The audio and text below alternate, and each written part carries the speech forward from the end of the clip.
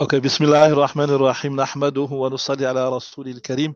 So we were still discussing Babu Salatil Marid, the chapter of the sick person. So we discussed the last masla about the ship, etc. And then we discussed about a person that is in the plane. We told you some ulama say don't read namaz in the plane, but that's not one of the ustads, the senior ustad of Darul Zakaria. They say don't read. One of the senior, in fact, when I just put this on the chat and somebody messaged me, I was asking them, when I saw this masla is coming in the kitab, so then I put on a Mufti's chat. There's a Mufti's chat, mostly a lot of young Muftis from North America. So I put on a Mufti's chat. I asked them that can we use the same masla of the ship for the plane?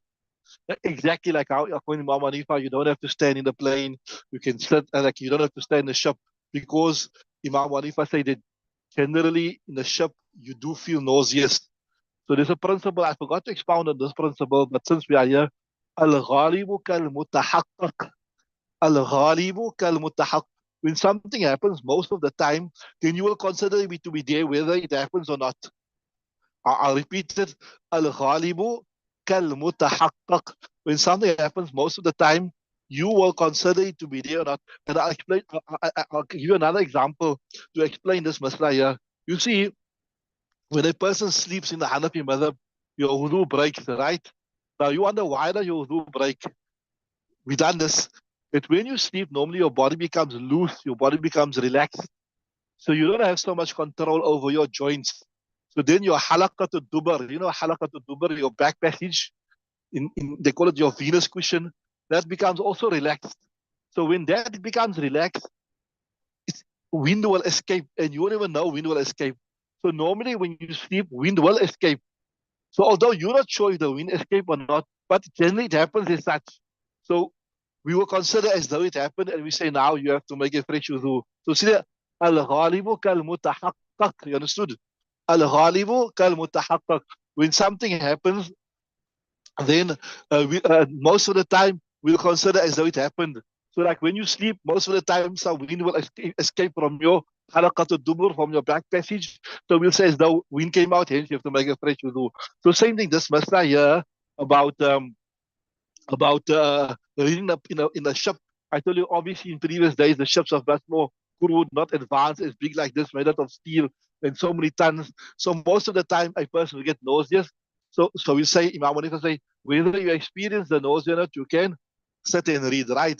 So I was telling you that I asked them the move now can we if you apply the same notes, it become very, very easy. So that means even if you sat in your seat and read your namaz will be done. You don't have to repeat, right? So they say some ulama have tried. Then they put on a chat. I told you there's one ustaz from the Reza Zakaria. I know his name, even but I won't mention. You see, ustaz. I told you I gave you his reason. He say no, that you have to. I told you your forehead must be on the touch on the earth. Like I told you, I discussed it masla of the memory foam musallas. If you don't press your head flat down, if you read on a thick quilt, on a thick blanket, and when you press your head, it can still go down. Your head is not firm on the ground. Your side is not down. So he say same thing when you're in the air, your head is not touching the ground, right? So he say don't read afterwards. Then they were just they said they mentioned on the chat also there are some senior muftis of Bangladesh. They mentioned it, if you sit and read in the plane, you don't have to repeat. So they are using the same masla here of the ship. But our ulama, normally the preferred view, I told you I checked up a few websites, but our fatwa is it was obviously it's not in the kitab here because there were no planes in that time, obviously. The preferred fatwa going to that qiyam and istiqbal are arkan of salat, like how you saw how we done this in detail.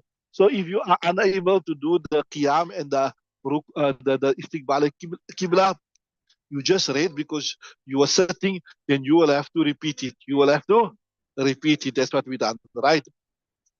Anyway, read a new lesson today, inshallah. بسم الله الرحمن الرحيم ومن حمي عليه 5 سبعات دونها قضى وإن كان أكبر من ذلك لم يكفي وهذا استقبال قياس لا قضاء عليه إذا استوعب. Okay, right. See, there's another mas'ala I want to explain to you. You know, when a woman experiences her menses, you have a monthly cycle, right? Then, if she missed some salah, does she have to make qada of it? No. But if she missed some fast in the month of Ramadan, does she have to make qada of it? Yes, she has to make qada of it. Although this is proven from the from the hadith, etc. But what is the reason? What is the rationale behind this? The reasoning and the rationale behind this is this: that salah, there's so many salah, right? And it happens every month of the year. So if you have to make qada, there's a great deal of haraj. But fasting only happens one time a year. Only you fast once a year. And if you miss your fast, there's not so much difficulty in making the qada. So where there's haraj, where there's difficulty, there's a principle I tell you, إِذَا ضَاقَ الْأَمْرُ اتَّسَعَ. When the matter becomes very, very difficult, then the Sharia creates some leeway and expense. So to have make qada every month of your salat would be difficult. So Sharia has created leeway. You don't have to make qada of it. But to make your qada once a year of your fast, not a problem. So same thing we're saying, if you became unconscious for 5 and lesser salah, it's a little. So you can make qada of it, no problem. But when the sixth salah becomes qada, when the sixth salah becomes qada, with the exiting of the sixth salah, now there's takrar, because once say that you started off by missing your maghrib, so your sixth, sorry, if you missed fajr today, your sixth salah will be the fajr of tomorrow again. So if you are conscious for sixth salah, when the sixth salah became qada, there's takrar. It's 2 fajrs, and so now it's a lot. So a lot is when it's takrar, so now the qada will drop off, right? Are you with me? So, okay, read it. Bismillah. من أغمي في 5 صلوات أو دونها قضى وإن كان أكثر من ذلك لم يقض وهذا استحسان والقياس أن لا قضاء عليه. Okay, see. Okay, Bismillah ar-Rahman ar-Rahim. وَمَنْ أُغْمِيَ عَلَيْهِ 5 صلوات أو دونها قضى. Who he was unconscious, but the reason say it was unconscious upon him, but we just, the understood translation, he was unconscious for 5 salah or what was less than that, he will make qadha. So this is like a common masla. It can be applicable to anybody. A person went for an operation, you know, they sedate you, etc. They sedate you, you're unconscious. So if you are unconscious for 5 salah and lesser, you'll have to make qadha of it. Allah Ta'ala protect you, met up in an accident and you are unconscious, you are comatose, Allah Ta'ala, and you are more than that. Like this also, like, you know, Allah Ta'ala protect us, but you know, we came out of the COVID pandemic. Many people, they were not by their conscious, they were, Allah Ta'ala, in ventilators, they know what was happening around them. So if it was 6 salat and more, then all of that salawat is maaf. You don't have to give any, you even if you want to like pay for a deceased person, you don't have to pay. But if it's 5 and less, you'll pay, right? So إن كان أكثر من ذلك لم يقضي. If it was more than that, لم يقضي, you don't have to make qada. وهذا استحسان. This is istihsan. What does istihsan means? I tell you, istihsan means you do not look at the surface logic. You go deeper, you probe deeper than the normal logic. You look deeper. That istihsan is, like I told you, I gave you a simple example. If you do Nur al-Anwar. Nur al-Anwar is the next usul fiqh after usul al-Shashi.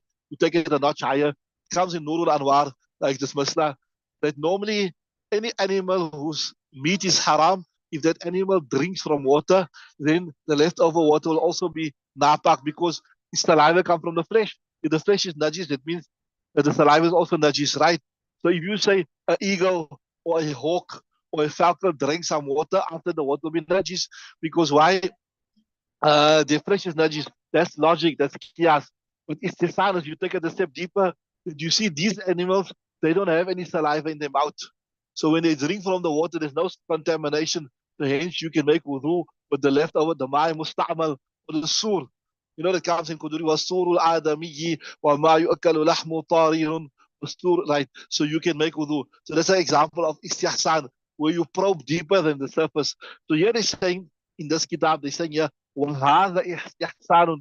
If you look at it logically, if it was less than 5 salahs, you are not supposed to make qadha, whatever, but we go deeper than that. So you see, وَالْقِيَاسُ أَلَّا قَضَاءَ عَلَيْهِ إذا استوعب الإغماء وقت الصلاة كاملا لتحقق الإذن. They say, look here, logically speaking, if you are unconscious just for one complete salah, you're supposed to be forgiven because the sabab did not come to you. Remember, we told you the sabab of salah is that you must experience that time. If you don't, if you pass away before the entry time of Maghrib, or you pass away before the exit time of Maghrib, then Maghrib is not wajib upon you. You have to experience it last moment. So here is saying, logically speaking, that if you are unconscious for the whole duration of one complete salah, say from the entry time of Maghrib till the end of time of Maghrib, it's not supposed to be. That's logically it's supposed to be maaf, right? But why do we say that only when it's 6 salah and more, we moved away from the logic and we moved to the istihsan? So you understood what was the logic? The logic was if it is even one salah, even if it was one complete salah, you're not supposed to make qadha. Even one complete salah, you're not supposed to make qadha. So that was the logic. But we don't go to the logic. We move beyond the logic. And we say, فَشَابَهَ الْجُنُونَ. And this masla is supposed to be like how if a person is mad for one complete salah, the salah drop off him. So he was unconscious for one complete salah, it's also supposed to drop off him. So he's using the masla of junoon, madness. You know, you get some people like this, that they have temporary madness. You know, they go crazy, they come right, they go crazy, and they come right. They wake up on the wrong side of the bed and they go crazy. Not that one, this is called the real junoon. Right? Where really person go crazy.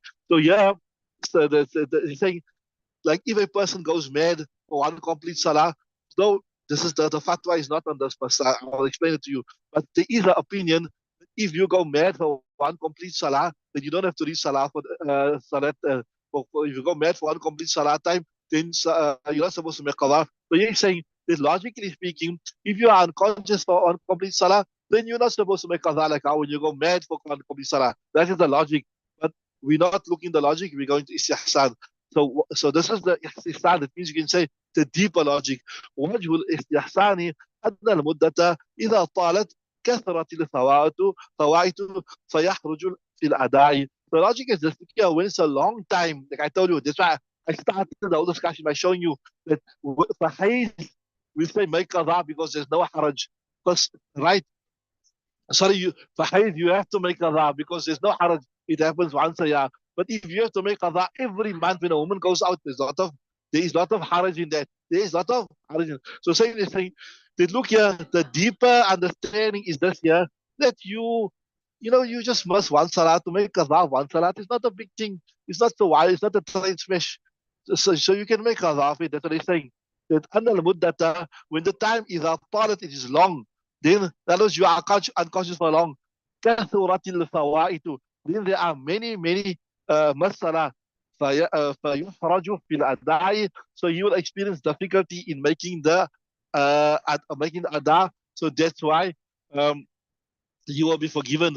But وإذا قصرت, but when it's few, then why are you crying? You can just make the qadha. It's not so much. 3, 4, 5 salah. Why so? وإذا قصرت قلت, it's little bit فلا حرج. So there's no problem. So okay. So there's haraj in kathir. There's no haraj in qalil. So we have accepted, yes. If there are plenty of qadha, you must make. You have plenty fawaid. Fawaid is jama faid. You must make qadha, right? But now the question is, what is a lot? I told you we done this before. When there's takrar, is a lot. If I told you one time, don't do this, you never do it. But I tell you again, I told you. But I told you before, man, don't do this. Why are you doing it? The same thing here. You must one for fajr, and now you must sing another fajr again. So there's takrar, there's repetition. So when there's repetition, now this is considered to be a lot. As you say, when the 6th salah comes out, now we'll say there's repetition. Now we'll say there's kathir, and now there is because of kathir, there's haraj. So now it will be maaf. You see, so when the 6th salah time comes out, then there is 2 of the same salah, and if there's 2 then it's takrar, repetition. And when it's takrar, there is haraj. I have to do the same thing over. I clean up here, you come make dirty again. I clean up here. How many times I clean after you? I have to do the same thing over and over. Now you get annoyed, you get irritated. The same thing here. When there is takrar, there is kathir, because it's 2 of the same thing. And when there's kathir, there's haraj. But until there is no repetition, there's no kathrat. When there's no kathrat, there's no haraj. So you have to make the qadha of it. You understood that? That's what he's saying. So والكثير أن تزيد على يوم وليلة. Kathir is when when it increases upon one day on one night, right? Why? Because when you go over one day, one night, it means with the exit of the sixth salah, now you are doing repetition, right? Then وَالْجُنُونُ كَالْإِغْمَاءِ. So in this ibarat here, we are refuting their analysis. We say, no, no, no. You said that like in Junoon, that if it's for one salah, then you don't have to make qadha. We say, no, no, it's wrong. You got this wrong here. We say, Junoon, madness is same like Ighma.